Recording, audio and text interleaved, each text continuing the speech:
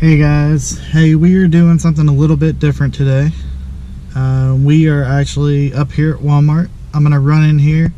I'm gonna put together either a combo, or I'm either gonna buy a combo or I'm gonna put together a little combo. I'm gonna do it as least expensively as possible.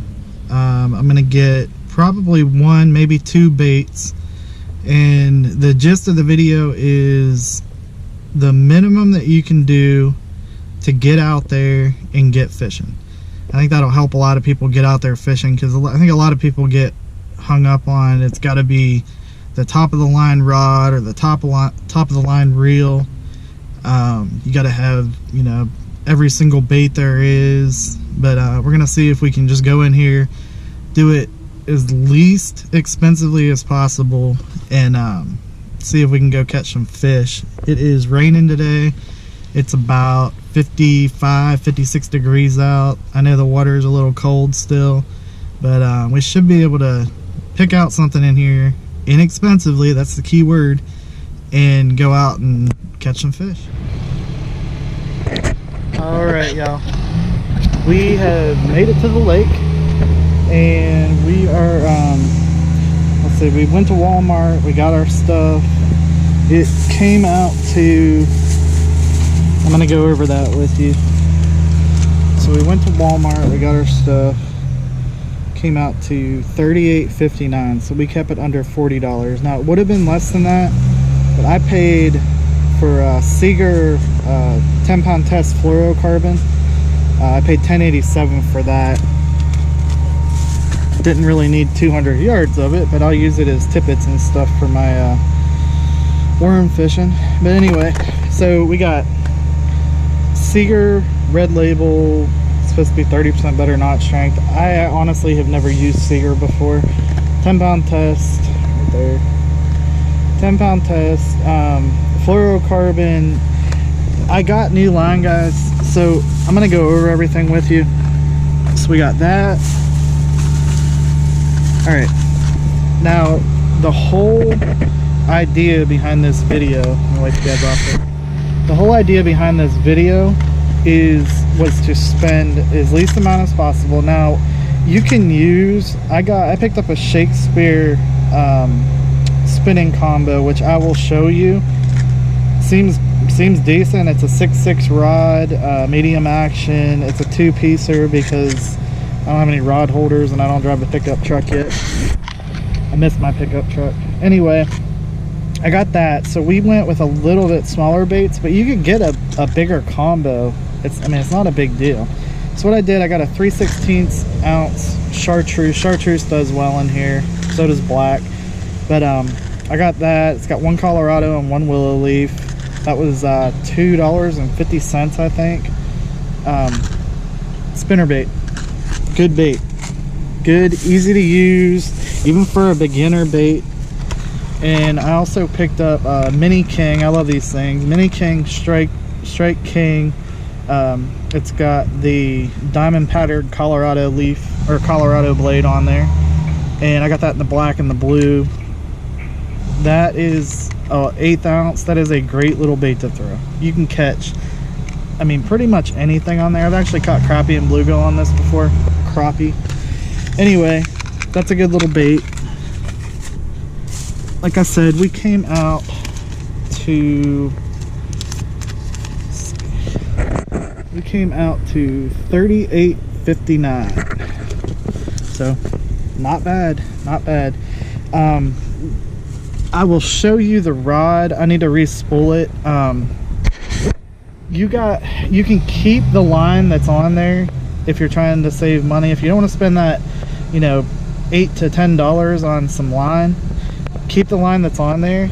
But honestly, I would change the line. There is no telling how long that line has been spooled on there, and the problem with the line being spooled on there for too long, it takes form to the spool, and that's a fresh reel and everything.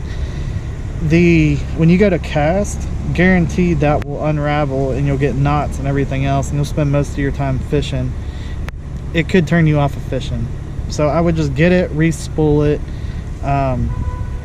I will sort of do a little bit of showing you how to spool it, since this is a, you know, go buy the most inexpensive stuff just to get out there on the water and go fishing. But we'll go over that. Alright, y'all, for starters, we are going to take the plastic off the handle. I've seen people leave it on there before. You don't want to leave it on there. It gets nasty, and just make a little nick in it right there and then start peeling it off. Make sure it doesn't slide up under your fingernail, because that hurts.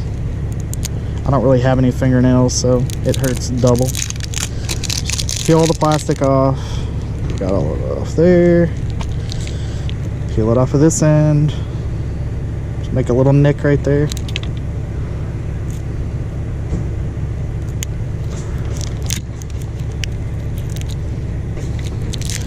You just take all the packaging off, none of this packaging, and we'll go over the really important packaging to take off, because I've seen people leave it on there before and I never understood why they would leave it on there. So we got our Walmart bag that we got all of our stuff in, sitting right here. That's our little trash bag. This right here is important. You do not, I've seen people that leave this on here before. I actually had a buddy that did that. I asked him why he left it on there, and he said because it was keeping the reel on there. That is not keeping the reel on there. So with these, the best thing to do is come over where it crosses right here. Cut it right there. That way you're not scratching up your rod or anything. Throw that in our Walmart bag, because we don't want to leave trash behind. Take your little tag off. This is a Stren original pre-spooled, so Shakespeare rod and reel, and it's spooled with Stren. That off, and it should be in the line saver. Alright guys, so if you look right here, you get a little line saver. What that is, it's just a little piece of plastic, and your line goes right down under that. Another important thing to have while fishing, good pair of needle nose pliers. Alright, let's take that off of there. Put those back in my pocket so I don't lose them.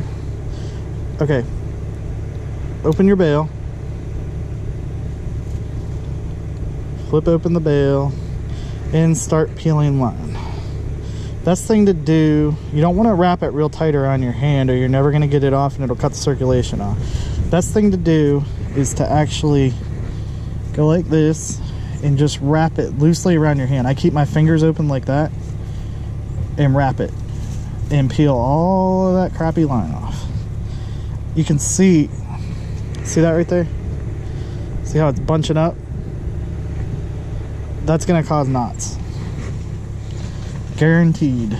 I've tried to fish combos and stuff and not put new line on, and I actually have gotten combos for the boys to put together and stuff, and left the line on there, and every single time you have nothing but issues with the line being kinked up.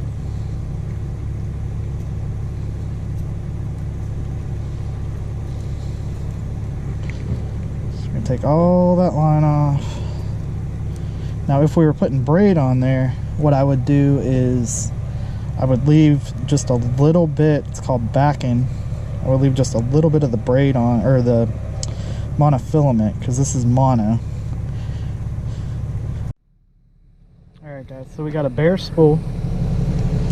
What you want to do, you want to have your bail flipped open. This is your bail. You're going to have that flipped open. This is closed. This is open. Have that flipped open.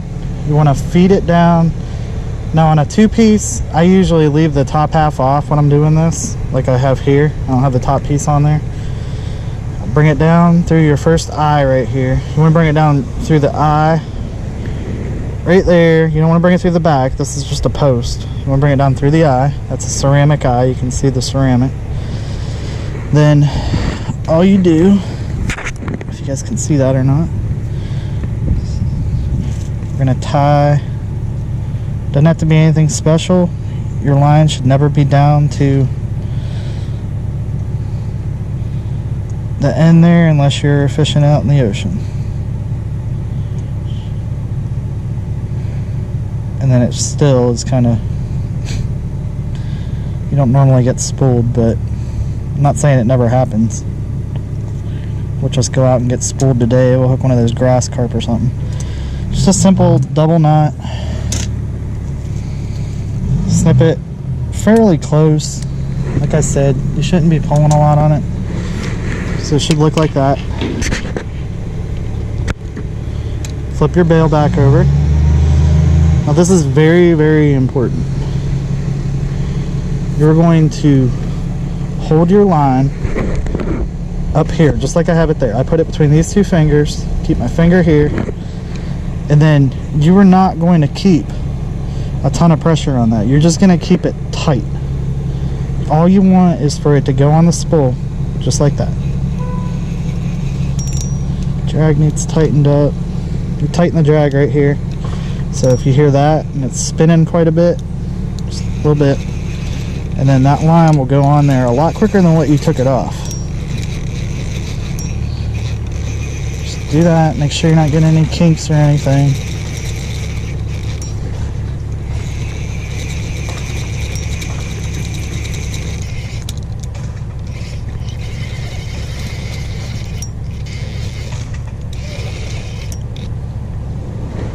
Alright, so we're going to snip that right there. We got plenty left for later.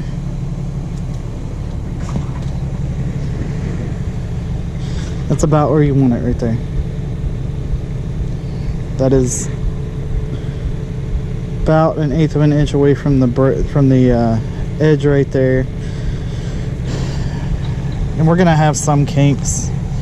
This is a inexpensive rod and reel, so we're gonna have some kinks, but that is expected. Definitely teach you how to do knots a little better as you're fishing. So what we're gonna do to feed it up through there, again, hey, we're getting a little bit of kinking. We're gonna flip that bail over. We're going to feed our line up through each eyelet, or drop it, whichever.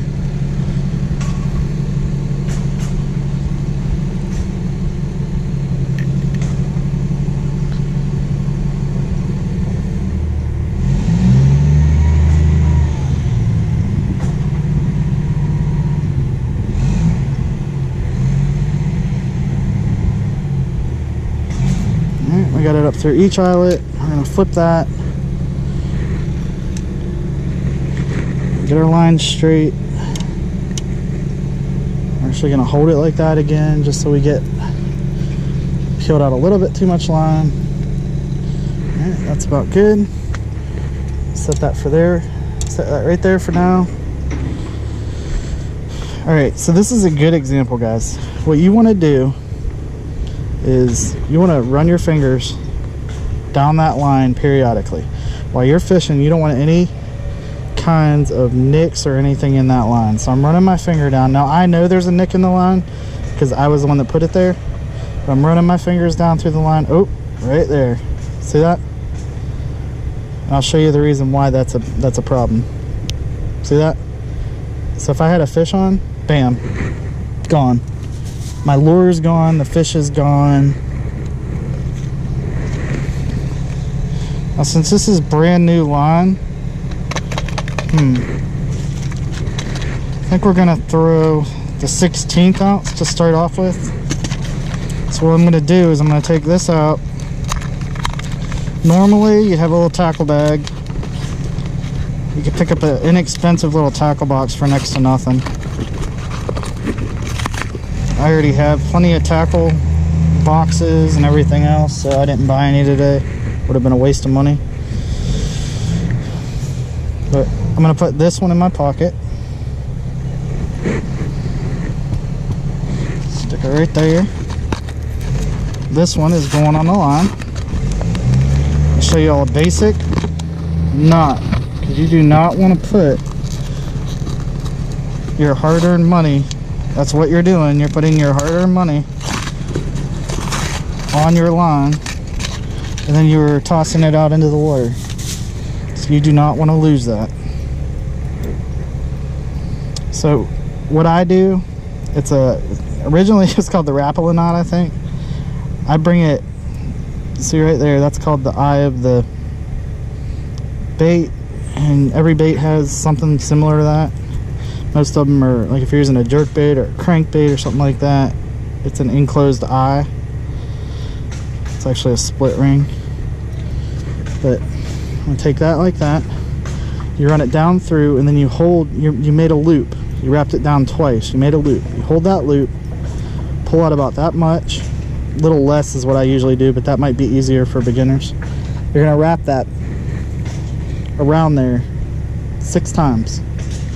Not 5, not 4, not 7. You're gonna wrap it around there 6 times.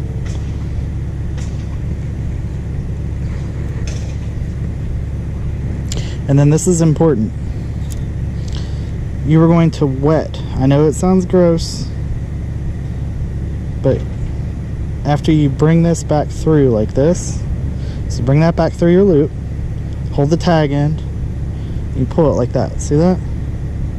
Then you're gonna wet that. You can just use your spit. Make sure it's wet, and then pull them evenly. See that?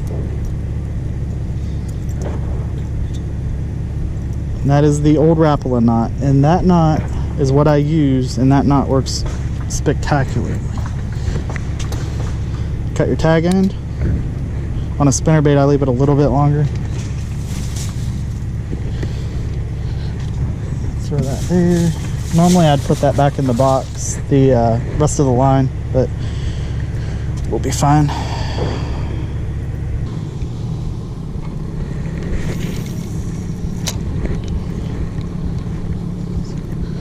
This thing really doesn't work too bad for a inexpensive rod.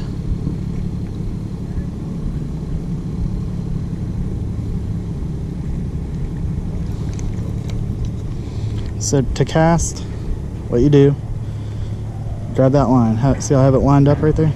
Grab that line, hold it up here, flip the bail, and whenever I cast out, if you watch where my rod is pointing, that's where the lure is going to go.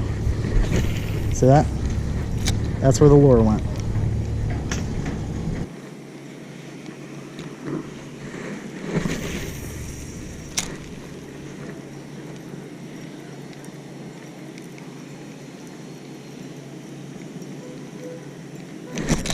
There's one, guys. Tighten our drag up a little bit.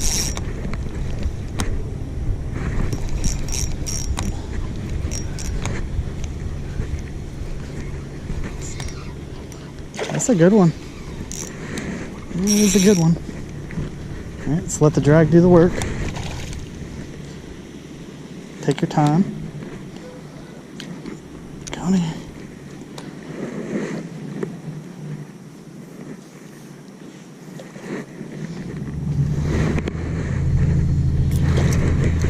Did you see that? Spinnerbait just popped out. Oh, that one's been munching. That's about the size we caught yesterday. That's probably a good, that might be a 4-pounder. Beautiful, guys. Just beautiful. Let me get a quick picture of her. Look at that.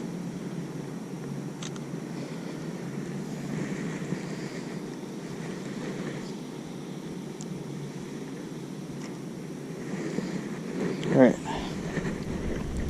The release. And a good spot to get down to the water here. But we're not going to fall in. Alright. Land back like that. And go. Boom. Gone.